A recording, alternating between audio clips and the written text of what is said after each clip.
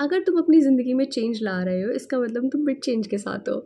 तो welcome back to my channel bit change. And क्योंकि हम एक स्टूडेंट प्रजाति के हैं, एंड स्टूडेंट प्रजाति में सबसे ज़्यादा दुख दर्द पीड़ा भरी पड़ी रहती है। ऑफ कोर्स मज़े भी होते हैं, बट मोर ऑफ दुख दर्द पीड़ा होता है। एंड उसके ऊपर सोने पे सुहागा होता है कॉम्पिटिटिव एग्ज़ाम्स। तो हमें काफ़ी चीज़ें लर्न करनी होती, काफ़ी चीज़ें अनलर्न करनी होती हैं, एंड जिसकी वजह से हमें कई बार ऐसा फील होता है बहुत ही ज़्यादा ड्रेन आउट। एंड हमें कई बार लगता है कि शायद हम सही तरीके से नहीं पढ़ रहे हैं, इसलिए चीज़ें वर्कआउट नहीं कर रही हैं। तो इसलिए आज का जो टॉपिक रहेगा वो रहेगा how to ace your examination. And इसको मैं डिफरेंट टाइप्स में डिवाइड करूँगी, सब पार्ट्स में डिवाइड करूँगी। ठीक है, तो main agenda is how to ace your examination, और उसके अंडर कुछ सब टॉपिक्स होंगे, जस्ट लाइक सीरीज़ नेटफ्लिक्स पे जो होती है, बट ये वो वाली नहीं है, ये प्राची वाली सीरीज़ है। तो पहला हमारा होगा स्टडी स्मार्टर, देन हमारा होगा sharpening your mind, then time management, फिर उसके बाद रिवीजन, एंड फिर टेक इट ईजी करके कुछ है, एंड राइटिंग द एग्जामिनेशन। ये सारे टॉपिक्स पे I will make a video for you guys. And ठीक है, आज का जो टॉपिक है उससे स्टार्ट करते हैं। तो स्टडी स्मार्टर आज का जो टॉपिक है, ठीक है। तो हम सब पढ़ते हैं, बट हम सब एक कैटेगरी में डिवाइड हो जाते हैं ना, टॉपर, मिडल, एवरेज, और फिर उसकी वजह से हम लोग जो है डिफरेंट उसमें आ जाते हैं, मतलब कैटेगरीज में आ जाते हैं, डिफरेंट वे ऑफ स्टडी की वजह से। ठीक है, स्मार्टर पे हम बात करेंगे।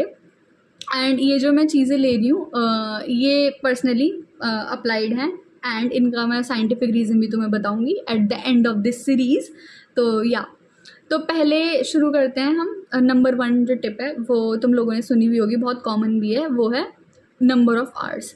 तो नंबर ऑफ़ आवर्स से मेरा क्या मतलब है कि यार देखो, तुम लोग कहते हो कि भाई मैं 8 घंटे पढ़ा, 10 घंटे पढ़ा, भाई तब भी मेरे नंबर अच्छे नहीं आए।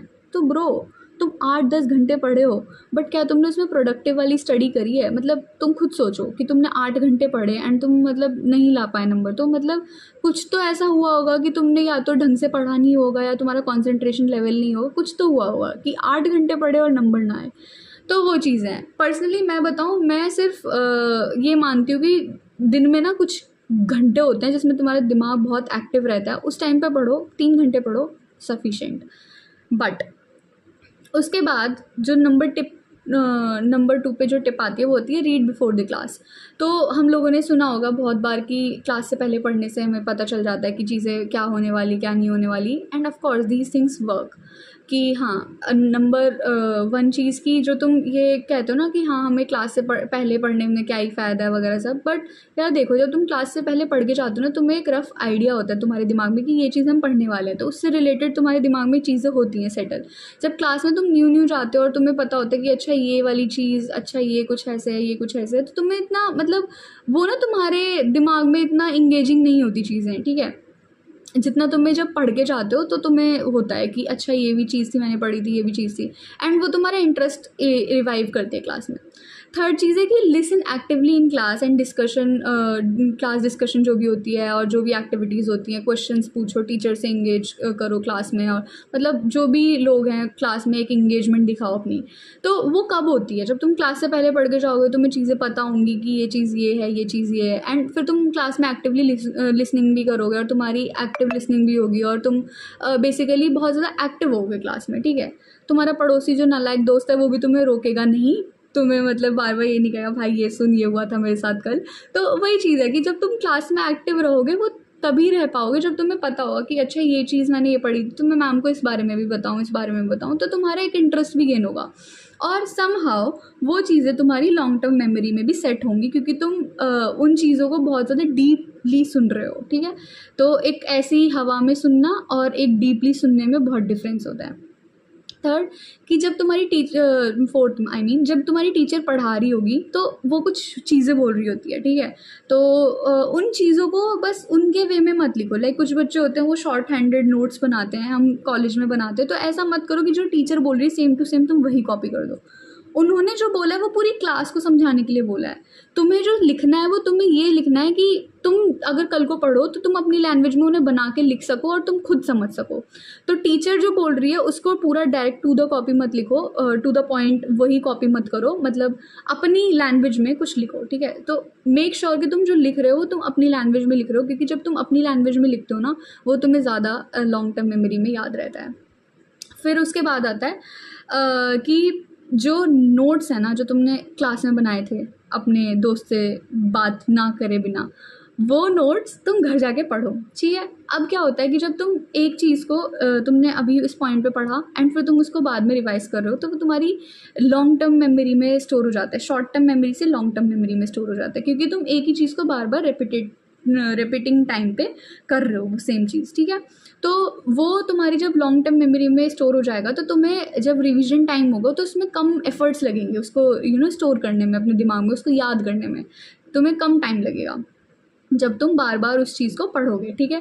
अपना एक ये रहा कि मैंने एक टॉपिक पढ़ा क्लास में और फिर उसको तुमने घर आके उसको पढ़ लिया, तो वो तुम्हारे को उस दिन याद रहेगा कि आज मैंने ये पढ़ा। फिर नेक्स्ट डे जब क्लास होगी तो तुम्हें ये भी पता होगा कि आज हम यहाँ से पढ़ने वाले हैं और वो चीज़ें तुम्हें और अच्छे से समझ भी आएंगी एंड दूसरा वो तुम्हारी स्टोर भी होती जाएंगी साथ के साथ, और इंटरकनेक्शन भी होता रहेगा चीज़ों का एक साथ साथ। फिर उसके बाद आता है हमारा कि जो भी तुम चीज़ पढ़ रहे हो ना उसकी प्रैक्टिस करो।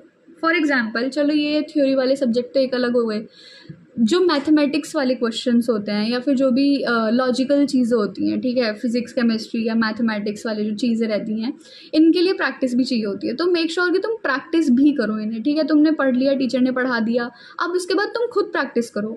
तुमने पढ़ लिया और तुम्हारी टीचर ने पढ़ा दिया थ्योरी वाला सब्जेक्ट, फिर तुम खुद भी उसके क्वेश्चंस लगा के देखो, उससे तुम्हें ये पता चलेगा कि तुम्हें कहाँ पे ज़्यादा वर्क करने की ज़रूरत है एंड कहाँ पे नहीं। क्योंकि जब तुम्हें ये पता होता है कि अभी मुझे इस चीज़ पे ज़्यादा फोकस करने की ज़रूरत है एंड इस चीज़ पे नहीं, तो तुम्हें ये भी पता होता है कि तुम कहाँ पे स्टैंड करते हो इस चैप्टर में, ठीक है। मैंने एक चैप्टर पढ़ा, मुझे ये समझ आ गया कि मेरे को ये चीज़ें समझ आई, अब मुझे ये तो समझ आ गया कि मेरे को ये चीज़ समझ आई, बट मैं कैसे टेस्ट करूँगी, मतलब मैं उसे टेस्ट करे बिना नहीं बोल सकती ना कि मुझे सारी चीज़ें आती हैं। तो उसके लिए अपने लिए प्रैक्टिस क्वेश्चन स्टार्ट करो कि फिर तुम्हें वो अच्छे से समझ आ जाए कि हाँ मेरे को पक्का आती है या नहीं आती है। हम खुद ही ऐसे अपने मन से सोच रहा हूँ कि या सोच रही हूँ कि मुझे आती है, ठीक है। तो मेक श्योर कि तुम जो पढ़ रहे हो और तुमने जो लर्न किया उसकी प्रैक्टिस भी करो, both theory and as well as तुम्हारा मैथमेटिक्स या जो लॉजिकल सब्जेक्ट्स होते हैं उनके लिए, ठीक है।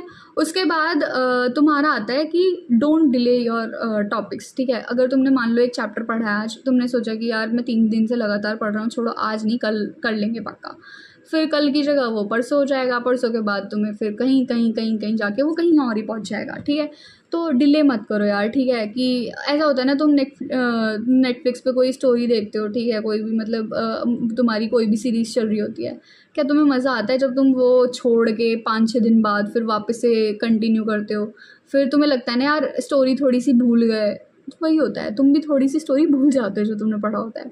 तो मेक श्योर कि तुम कंटिन्यूएशन में चीज़ें रखो, ठीक है। अपनी जो वो होती है ना स्ट्रीक, जैसे स्नैप पे भेजते हो, वो अपनी पढ़ाई की भी रखो मेंटेन, ठीक है। फिर उसके बाद डिले मत करो चीज़ों को, ठीक है। उसके बाद आता है मेमोरी डिके, वही इसी से चीज़ रिलेटेड है कि जब तुम एक चीज़ को कंटिन्यूएशन में नहीं रखते, उसको जो स्ट्रीक होती है उसे ब्रेक कर देते हो, तो तुम्हारी मेमोरी डिके होने लग जाती है। तुम्हें जो पहले पता भी था ना इतने दिनों से, जो तुमने इतने एफर्ट्स करके जो अपनी स्ट्रीक मेंटेन करी थी अपने दोस्त के साथ, मतलब अपनी पढ़ाई में जो तुम्हारा दोस्त है, आई मीन बुक्स, जो तुम्हारे अपनी बुक्स के साथ जो दोस्ती बनी थी वो धीरे धीरे फिर ऐसे दूर दूर दूर होती रहती है। तो उसे तुम थोड़ा पास लाओ, कैसे कंटिन्यूएशन रख के अपनी पढ़ाई में, ठीक है। फिर उसके बाद आता है कि अपने ना मटेरियल्स को थोड़ा कैटेगराइज करो कि ये इंपॉर्टेंट है, ये अनइम्पॉर्टेंट है, ये PYQ में ये चीज़ इंपॉर्टेंट थी तो ये वाली आने के मोर चांसेस हैं। तो उसको ऐसे कैटेगराइज करोगे तो उससे तुम्हें ये पता चलेगा कि मुझे पेपर के टाइम पे इस चीज़ पे ज़्यादा ध्यान देना है, इस चीज़ पे कम ध्यान देना है। जब तुम्हारा 80% ध्यान उन चीज़ों पे होगा जो इंपॉर्टेंट है, तो तुम्हारा जो 20% जो ध्यान होगा वो कम चीज़ों पे रहेगा जो कि अनइम्पॉर्टेंट है। तो तुम्हारा एक तो एफिशिएंसी और कॉन्फिडेंस भी बढ़ेगा कि भाई चलो मुझे 80% तो आता ही है ना, ये चीज़ तो मुझे पता ही है ना पक्का से, तो तुम्हारा जो 20% में जो ध्यान कभी कभी भटकेगा अभी पेपर के टाइम पे प्रिपरेटरी हॉलीडे में कि भाई ये मेरा नहीं हुआ है, तो उसमें तुम ये ऐसे नहीं होगे, हसल बसल में नहीं करोगे कि यार ये चीज़ रह रही है, ये चीज़ रह रही है, क्योंकि मोस्ट ऑफ द टाइम 80% जो चीज़ होती है वो रिपीट होती हैं, वो पास्ट वाली, एंड वही इंपॉर्टेंट होती हैं। एंड हम जो है जो अनइम्पॉर्टेंट होती है ना, कुछ बच्चे होते हैं जो अनइम्पॉर्टेंट होते हैं उस पर ज़्यादा एफर्ट लगा देते हैं, फिर जो इंपॉर्टेंट होती है उनके लिए एफर्ट लगाने के लिए एनर्जी नहीं बचती। तो ये चीज़ नहीं करनी। जो 80% इंपॉर्टेंट चीज़ें हैं, जो चीज़ें तुम्हारे पेपर में आने वाली हैं, उनको पहले अच्छे से अपनी जितनी भी क्षमता है ना उसमें निचोड़ दो। फिर जो बची कुची क्षमता बचेगी ना उसको थोड़ा एक ब्रेक लेके 20% वाले पे लगा देना। ठीक है, समझ रहे हो? तो फिर उसके बाद रेगुलर स्केड्यूल बनाओ अपना भाई लोग। देखो, तुम डेली ना ऐसा होता है कि सुबह उठने से तुम्हें क्या याद आया? नहाना, ठीक है, किसी को ऑफिस, किसी को स्कूल याद आया होगा। अब मैं बोलती हूँ दोपहर से क्या याद आया? किसी को लंच याद आया होगा, किसी को नैप याद आया होगा। शाम से क्या याद आया? दोस्त से मिलना, चाय कॉफ़ी, और मतलब कुछ भी ब्रेक वगैरह याद आया होगा। रात से डिनर और नींद, ये याद आती हैं नॉर्मल अगर देखो तो। अब इस पूरे ना डे में एक अपना टाइम बनाओ जो कि फिक्स हो तुम्हारी पढ़ाई के लिए, उस टाइम पे कुछ ना हो, तो जिससे क्या होगा, तुम्हारी एक हैबिट बनेगी कि भाई इस टाइम पे तो मुझे सिर्फ और सिर्फ क्या करना है, अपने ज्ञान को ना बढ़ाना है। ठीक है, तो इस टाइम पे सिर्फ मुझे पढ़ना है एंड पढ़ना है। ठीक है, तो उससे क्या होगा कि तुम्हारा जब दिन में वो सेट स्केड्यूल बन जाएगा ना कि इस टाइम पे मुझे पढ़ना है, तो तुम्हारा वो एक रिचुअल बन जाएगा, एक रूटीन बन जाएगा कि जैसे शाम को तुम्हारे को सिर्फ यही याद आता है कि दोस्त से मिलना ज़्यादा ज़रूरी है एंड दोपहर को तुम्हें भूख और नैप ज़्यादा ज़रूरी लगती है, उसी तरीके से एक तुम्हारा वो टाइम बन जाएगा जिस टाइम पर तुम्हें पढ़ाई सिर्फ ज़रूरी लगेगी। तो मेक श्योर तुम्हारा एक पर्टिकुलर स्केड्यूल हो। उससे दो चीज़ होंगी, पहला तो तुम्हारी कंसिस्टेंसी मेंटेन रहेगी, दूसरा तुम्हारी हैबिट बन जाएगी। तो जब तुम्हारी किसी चीज़ को करने की हैबिट बन जाती है ना, उसे तोड़ना बहुत दिक्कत हो जाता है। तो वही तुम्हारी पढ़ाई के साथ हो जाएगा, उसको तोड़ना दिक्कत हो जाएगी, तो तुम्हारी पढ़ाई की हैबिट बन जाएगी, उससे तुम्हारे नंबर अच्छे आएंगे अगर तुम कंसिस्टेंट रहोगे तो। ठीक है, गुड। फिर उसके बाद रेगुलर स्केड्यूल तो हो गया, चलो फिर रियलिस्टिक गोल्स भी आते हैं मेरे भाई कि अच्छा ठीक है, अभी मेरे पास एक दिन है एंड मैं आज थका भी हुआ, बट मैंने सोचा कि आज तो मैं ये चैप्टर ख़त्म ही करूँगा। क्यों भाई, जब तुम्हारे पास एनर्जी नहीं है ये चैप्टर ख़त्म करने की तो क्यों सोच रहे हो? बेटर है कि आज एक चैप्टर मैम ने पढ़ाया है तो मैं सोच रहा हूँ कि मैं जितना मैम ने पढ़ाया है ना उतना तो मैं पढ़ लूँ, उसके बाद अगर एनर्जी बचेगी थोड़ा ब्रेक लेने के बाद तो मैं कोशिश करूँगा इसे भी कर लूँ। क्योंकि जब तुम अनरियलिस्टिक गोल्स बनाते हो ना, तो उससे क्या होता है कि जब तुम आधा गोल कंप्लीट कर लेते हो तो तुम्हें अपने से ना कुछ सेटिस्फैक्शन नहीं आती, तुम्हें कुछ हैप्पीनेस फील नहीं होती, जिसकी वजह से तुम्हारा ना काइंड ऑफ डीमोटिवेशन हो जाता है। तो यार ये चीज़ सोचो कि तुम एक चीज़ कर रहे हो एंड तुमने पूरी अपनी जान लगा दी एंड फिर तुम खुश नहीं कर हुए उस चीज़ को करके, तो वो तुम्हारे ना माइंड में ऐसा रह जाएगा, यार क्या ही करा मैंने आज, मतलब ये वाली चीज़। बट तुम ये नहीं समझ रहे कि तुमने एटलीस्ट आधा तो तुमने ब्रेक करी ना उसमें से, चीज़ में से जो भी तुम्हें गेन करना था। तो अपने रियलिस्टिक गोल्स बनाओ उससे, और जो जितना तुमने गेन करा है उससे फिर पाके खुशी महसूस होगी, तो उससे फिर तुम्हें मोटिवेशन मिलेगी। ठीक है, तो don't set unrealistic goal for your self, set realistic goals for your self. ठीक है, जिससे कि तुम्हें क्या मिलेगी, अपने से खुशी भी मिलेगी और तुम्हारी कंसिस्टेंसी बरकरार रहेगी और तुम्हें मोटिवेशन मिलेगी, हैप्पीनेस फील होगी, चलो मैंने आज ये टास्क कंप्लीट करा। ठीक है, अनरियलिस्टिक गोल बना के बिल्कुल भी प्रैक्टिकल माइंड ना लगा के कुछ भी अनशंट ऐसे लिख लेगी आज ये करना है ये करना है, उससे एक तो तुम्हें ये होगा कि भाई ये चीज़ पूरी नहीं हुई, रात को नींद भी अच्छे से नहीं आएगी, और वो अपने टुवर्ड्स हार्श होना होता है और उसमें और कुछ नहीं होता, खुद ही परेशान होते हो अनरियलिस्टिक गोल्स लेके। ठीक है, उसके बाद आता है हमारा आस्क क्वेश्चंस। किससे?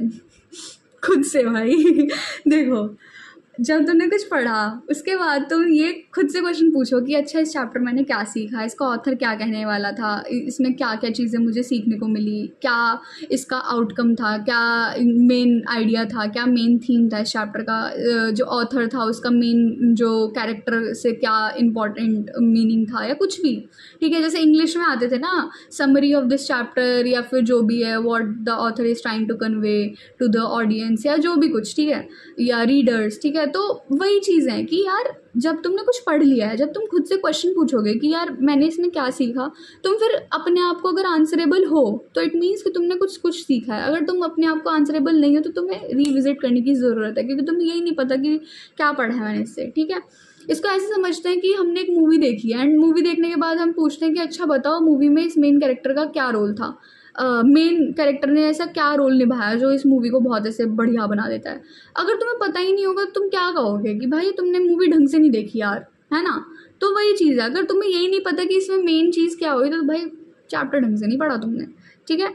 तो वो चीज़ हो गई कि अपने आप से क्वेश्चन पूछो तुमने जो भी सीखा। फिर एनर्जी टाइम, तो बेसिकली एनर्जी टाइम को हम दो चीज़ में समझेंगे कि जब पढ़ते हैं ना तो एक तो अपने को एनर्जी चाहिए होती है पढ़ने के लिए, एंड दूसरा उस एनर्जी को बरकरार करने के लिए हमें ब्रेक चाहिए होता है। अब ऐसा नहीं कि 10 मिनट पढ़ा है और 10 मिनट पढ़ने के बाद 15 मिनट का ब्रेक ले लिया, वो वाली चीज़ नहीं होती।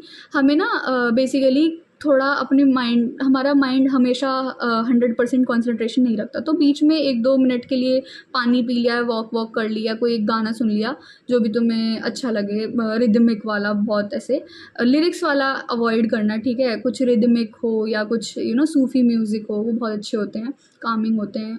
तो वो वाली चीज़ें करो जिससे अपने माइंड को बीच में ब्रेक मिलेगा तो वो वापस से रिकॉन्सेंट्रेट कर पाएगा चीज़ों पे। एंड दूसरा कि अपना जो स्केड्यूल है, टाइम है जो पढ़ने का, उसको ऐसा रखो जब तुम्हारी एनर्जी बहुत हाई रहे, क्योंकि अगर तुम खुद में ही लो फील करोगे, खुद में ही तुम्हारी एनर्जी लो होगी तो तुम नहीं पढ़ पाओगे, ठीक है। ये बहुत ही ऐसे वेग सी टिप लग रही है बट ये बहुत ज़रूरी है, ठीक है। मैं रात के 1 बजे पढ़ने की कोशिश कर रही हूँ, बट क्या वो 1 बजे मेरा पढ़ना मतलब अच्छा होगा, फ्रूटफुल रिजल्ट देगा? नहीं देगा। ऑफ कोर्स मेरा पूरा दिन ख़त्म हो चुका है एंड मैं उस टाइम पे पढ़ रही हूँ जब मेरे पास सबसे कम से कम एनर्जी है मेरे पास, ठीक है।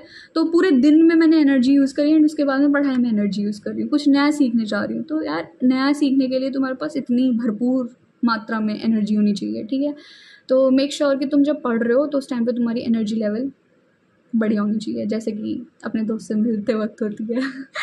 हाँ, तो उसके बाद try to teach someone else.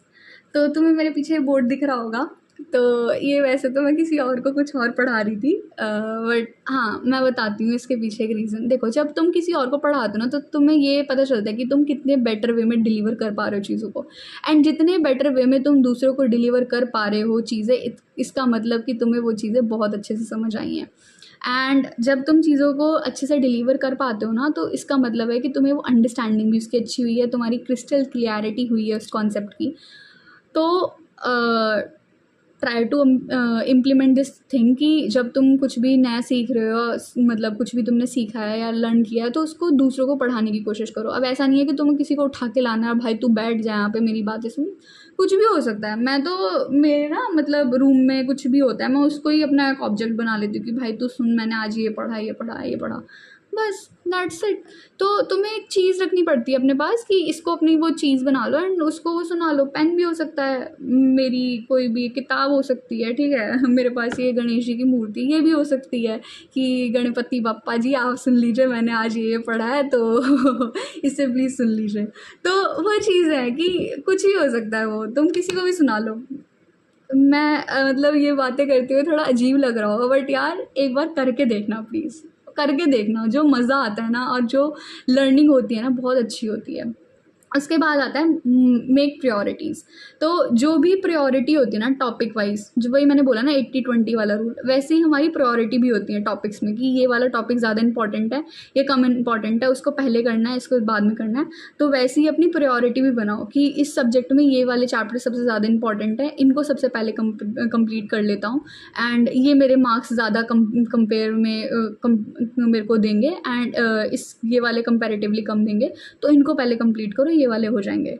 उसी वे में जो तुम्हारे असाइनमेंट्स वगैरह होते हैं, सब्जेक्ट्स के होमवर्क वगैरह होता है, उनको भी उसी वे में देखा करो कि किसका ज़्यादा नंबर है, किस पे ज़्यादा फोकस करना चाहिए। उसी वे में फिर तुम्हारे को अपना टाइम एलोकेट करने में, टाइम मैनेजमेंट में आसानी होगी। उसके बाद जब भी तुम्हारा पेपर होना, अपने उस नालायक दोस्त का फ़ोन उठाना बंद कर देना जो तुम्हें यह कह के बोलता है कि भाई तूने ये वाला टॉपिक करा, और मे बी अगर तुमने वो वाला टॉपिक नहीं प्रिपेयर किया और तुमने भला ही कितना प्रिपेयर करा और तुम्हें वो एक टॉपिक याद रह जाता है और तुम्हें लगता है मुझे ये नहीं आता, फिर तुम अंडर कॉन्फिडेंट और अनप्रिपेयर्ड फील करते हो, जो कि तुम्हारी डीमोटिवेशन क्रिएट करने लग जाता है, फिर नेगेटिव इमोशंस आते हैं। तो प्लीज़ उस अनइम्पॉर्टेंट जो भी वो टॉपिक बोल रहा है उस चीज़ को निगलेक्ट करना और उस नालायक दोस्त का फ़ोन काट देना, ठीक है, कट कर देना उसे या ब्लॉक ही कर देना, ठीक है। तो दोस्ती में दरार नहीं डाल रही हूँ, बस थोड़ा तरीका थोड़ा मेरा ऐसा है, बट हाँ यार मतलब मजाक नहीं कर रही हूँ, बट वो चीज़ों पे ध्यान मत दो जब तुम्हें नहीं लगता ना कि ये मेरे लिए इतना इंपॉर्टेंट नहीं है। भला ही तुमने कितना भी पढ़ा हो, एक चीज़ ऐसी आ जाती है जो तुम्हारा दोस्त बोल देता है, फिर तुम्हें फील होने लग जाता है यार कैसे करेंगे, ये करेंगे, वो सब। तो नेगेटिव इमोशन से दूर ही रहना हमेशा। तो that's all. Inhale peace, exhale all anxiety, depression, negative emotion, inhale positive emotion, exhale negative emotion। इसी के साथ हमारी ये पहली वीडियो ख़त्म होती है, थोड़ी बड़ी हो गई है but I can't help it, ठीक है, मुझे समझाना भी था। तो हमने ये देख लिया कि कैसे हमें थोड़ा स्मार्टर वे में चीज़ों को हैंडल करना है। इसके बाद जो नेक्स्ट वीडियो होगी वो मैं तुम्हें बताऊंगी शार्पनिंग योर माइंड, कि भाई ठीक है हम पढ़ने के तरीक़ों तो डाल लिए, अब माइंड को कैसे शार्प करें ये सब चीज़ें करने के लिए, ठीक है। होप तुम्हें मेरी बातें समझ आई होंगी और तुम्हें मेरे बताने का तरीका अच्छा लगा होगा। अगर लगा तो भी अच्छी बात है, नहीं लगा तो कोई बात नहीं, तुम मुझे अनसब्सक्राइब भी करके जा सकते हो ठीक है, if you don't subscribe to my views, ठीक है, बस वही बात है। चलो बाय बाय बाय बाय।